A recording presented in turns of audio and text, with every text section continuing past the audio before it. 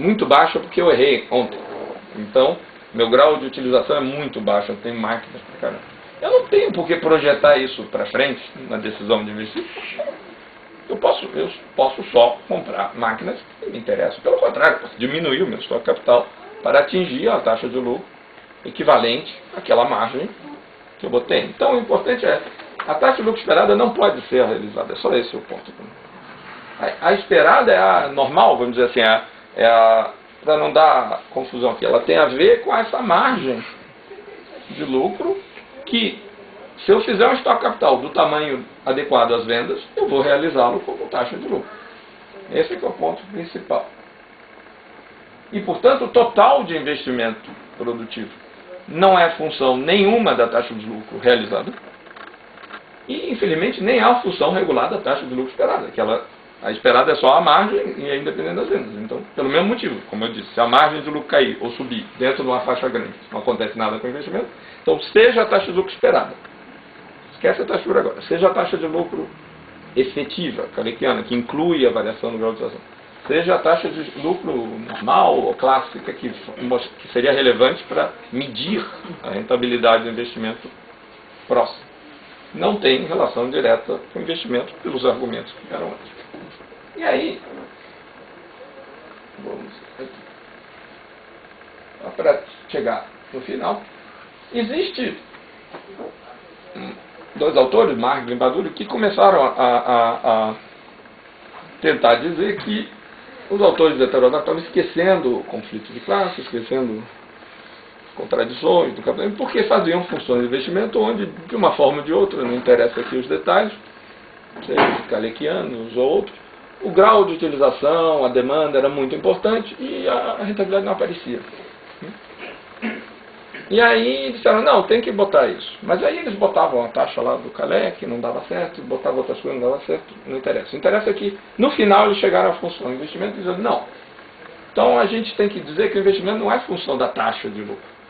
Ele é função, em parte, do grau de utilização, ele B do grau de utilização, positivo, e em parte da parcela dos lucros, ou margem de lucro, eu botei ali 1 menos W, W sendo a parcela do salário. Né?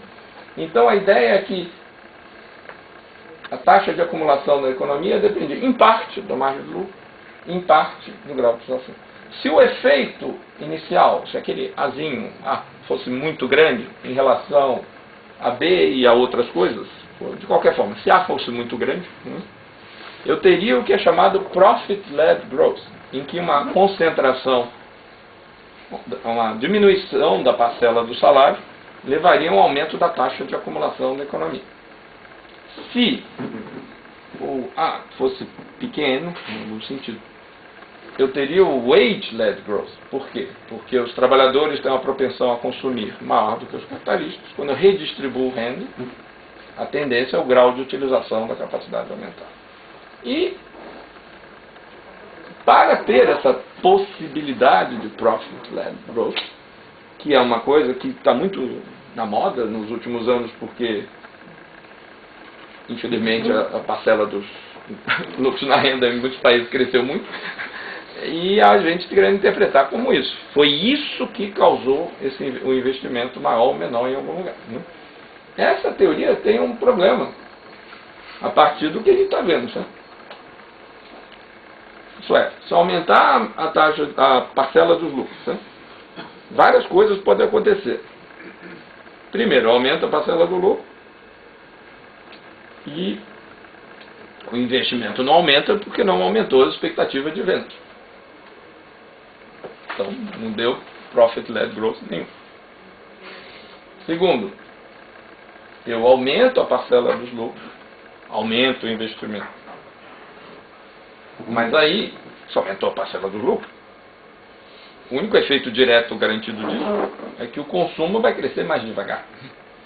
Se os trabalhadores consomem mais do que os capitalistas.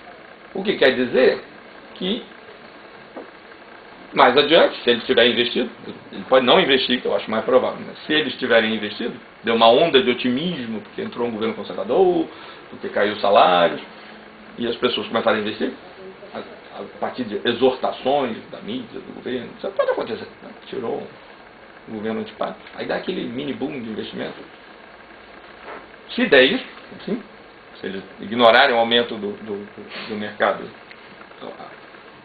o que acontecerá já no período mais longo? O consumo crescendo mais devagar, além a capacidade ociosa que vai ser gerada por esse investimento. Se agora já vai gerar capacidade ociosa, imagina quando o investimento ficar pronto, porque o mercado de consumo vai começar a crescer mesmo. A probabilidade disso se sustentar é praticamente nenhuma. Então, vou passar ao que eu chamei de dilema de Marx Baduri, ou a gente podia chamar também, talvez para ficar mais relevante, as discussões recentes aqui na Argentina, de paradoxo da superexploração. Que é a seguinte: imagina que o investimento só é profit-led, eu tenho uma função de investimento que depende só da margem de lucro. É profit-led, mas B é zero, e A é grande. O paradoxo é o seguinte: partindo de uma situação normal, investimento só profit-led. Se cai a parcela salarial, aumenta a taxa de lucro normal. Se os capitalistas aumentarem o investimento, existem duas possibilidades. E a primeira é o paradoxo. O primeiro elemento do paradoxo. A primeira é: eles nunca vão realizar essa taxa de lucro real normal mais alta. Porque eles estão fazendo mais caro do que precisa para realizar. Então, esse é o paradoxo da superexploração. É impossível. Se eles responderem investindo, a taxa de lucro clássica ao grau de utilização normal nunca vai virar a taxa de lucro Kalekiana efetiva, porque o grau de utilização fatalmente cairá. É impossível. Segundo, existe um caso em que é possível. Há uma exceção ao paradoxo. Por quê? Veja bem, no item 1 tem ali: quando o investimento, se o investimento aumentar porque aumentou a parcela dos lucros, ele aumenta um certo montante. Só que ele aumenta em A vezes 1 menos W. Propensão marginal a investir. Só que a poupança potencial da economia, isso é, a diferença entre o consumo e utilização, ao nível de utilização de plena capacidade e o produto, vai aumentar de quanto? Da propensão a poupar dos capitalistas vezes a nova parcela dos lucros. E que claramente, supondo que A é menor do que aquilo, ou seja, que a propensão a investir é menor do que a propensão a poupar, que é uma hipótese razoável no capitalismo, a taxa nunca vai ser realizada. Certo? Não é impossível, porque sempre o investimento vai gerar menos demanda do que gera poupança potencial. Existe uma exceção a isso. Se eu supor que A é igual a propensão a poupar dos capitalistas. Isso aí.